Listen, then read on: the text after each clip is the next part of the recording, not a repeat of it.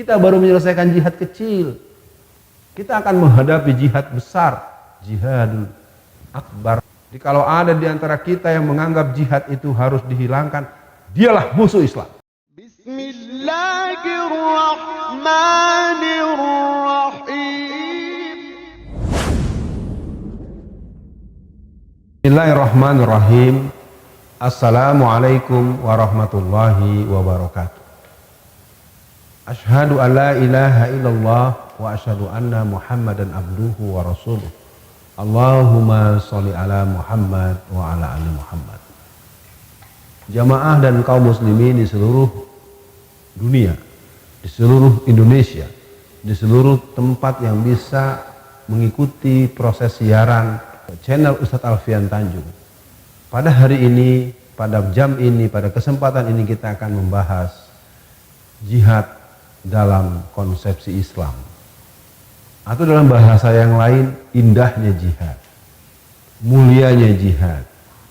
Jihad itu adalah kemuliaan, jihad itu adalah keindahan, jihad itu adalah nilai yang menyatu dalam kehidupan seorang muslim dimanapun dia berada dan dalam situasi apapun yang sedang dihadapi. Pada kesempatan ini kepada para jamaah dan kaum muslimin, kita akan mengawali dengan sebuah pertanyaan. Ketika dalam sebuah firman Allah dalam surat As-Saff, Allah berfirman di ayat 10. A'udzubillahi minasyaitonirrajim. Ya ayyuhallazina amanu hal adullukum ala tijaratin tunjikum min azabin alim. Tu'minuna billahi wa rasulihi wa tujahiduna fi sabilillah bi amwalikum wa anfusikum zalikum khairul lakum in kuntum ta'lamun. Nah, kita bisa memahamkan bahwa terminologi jihad hari ini menjadi satu pengertian yang mantap di satu komunitas yang mungkin belum terlalu luas. Malah ada yang memahami jihad secara samar-samar. Ada yang memahami jihad sebagai sebuah paham yang apa sih jihad itu? Atau ada yang sangat nakal menganggap jihad itu sebagai jahat. Atau ada lagi menganggap jihad sebagai hal yang menyeramkan. Dalam kajian yang kita sampaikan pada kesempatan kali ini, jihad dalam perspektif Islam, dia merupakan sebuah istilah yang mungkin akan kita sebut sama dengan maksud peran-peran aplikasinya.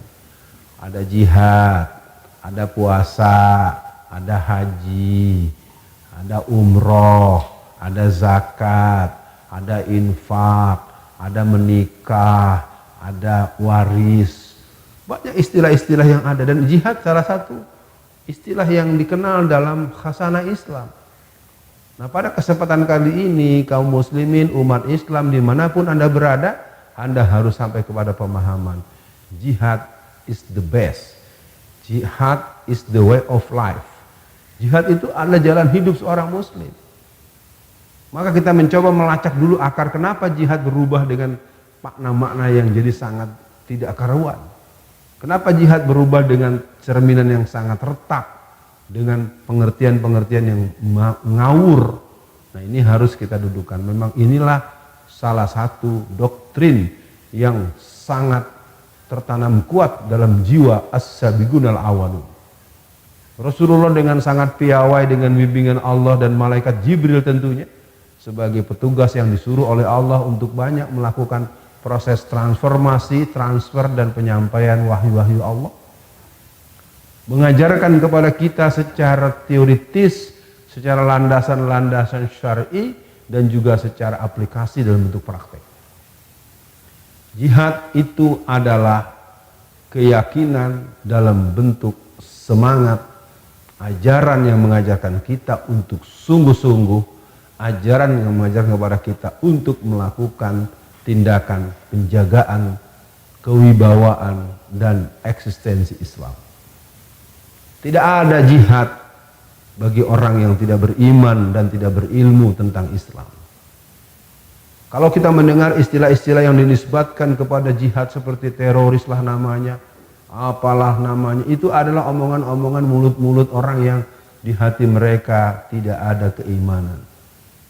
Karena jihad itu adalah ajaran yang harus dipahami sebagaimana kita memahami sholat, sebagaimana kita memahami puasa, dan memahami terminologi lain dalam wawasan Islam. Apa yang membuat kita perlu memahami konsep ini? Karena dengan semangat jihad itulah kita bisa paham bagaimana Islam bisa sampai ke negeri kita. Bagaimana khilafah kekhalifahan Turki Utsmani melalui titik sambungnya di Aceh, titik sambungnya ke Yogyakarta, ke Solo, sampai ke Indonesia bagian timur, yang ada di Ambon, yang ada di daerah-daerah Bone, Sulawesi Selatan, dan tempat-tempat secara nasional. Semangat dakwah, semangat jihad itulah yang membuat para penyiar Islam itu sampai ke negeri ini. Dan catat, Islam masuk ke negeri kita pada abad ke-7, berarti di awal-awal dan di masa-masa kejayaan Khulafaur Rasyidah. Jadi kaum muslimin, para pemirsa yang berbahagia, kita akan mencoba mendudukkan bahwa jihad itu adalah ajaran Islam. Jihad itu adalah kalam suci. Kita sama dengan ada satu bait lagu atau satu rangkaian lagu yang berjudul Panggilan Jihad, yang ditulis oleh seorang budayawan dari Sumatera Utara dan kemudian disebarkan atau diluaskan oleh Buya Hamka, seorang seniman yang ada dari Medan. Dia mengarang sebuah lagu yang berjudul Panggilan Jihad. Allahu Akbar, Allahu Akbar, Allahu Akbar. Kalam suci menentukanku berjuang. Jihad itu adalah mulia. Jihad itu adalah kesucian di hadapan Allah. Jihad itu adalah jalan hidup bagi orang yang beriman. Jihad itu adalah wujud eksistensi Islam dan umat Islam dimanapun berada. Artinya ketika seorang muslim tidak punya jiwa jihad, mari ingat bagaimana Rasul mengingatkan.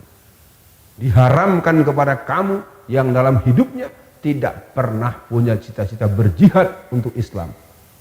Maka orang-orang yang tidak meyakini jihad sebagai sebuah doktrin yang harus diyakini dengan sepenuh hati, dengan senyum keimanan, dengan keberanian, dengan syaja'ah, maka kita akan mulai bertanya, apa arti jihad itu? Jihad adalah kesungguhan. Sungguh-sungguh dalam menerapkan Islam dalam diri, keluarga, dan mendakwahkan serta mengembangkan, mengajarkan dan seterusnya, termasuk menjaga nama Islam baik secara terminologi maupun eksistensi. Maka kemudian kita pahami kenapa mesti berjihad. Karena kita memahami dalam kehidupan manusia itu punya pilihan. Rasulullah mengingatkan, al-halalul bainun, al-haramul bainun. Halal itu jelas, haram itu jelas.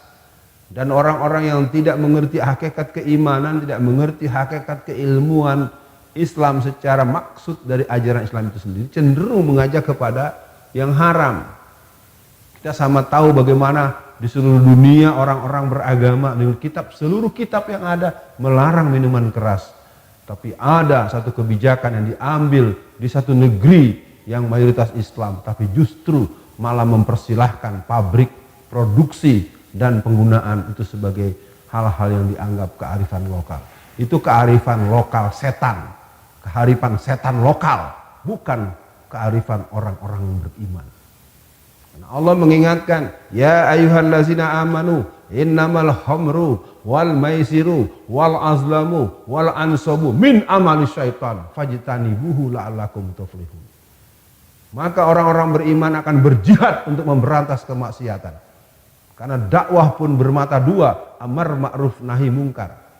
Hari ini kita selalu melihat dakwah dengan perspektif amar ma'ruf. Yes, kita setuju caranya baik, kita setuju metodenya baik, kita setuju cara baik-baik, kita setuju menjadikan orang jadi orang baik.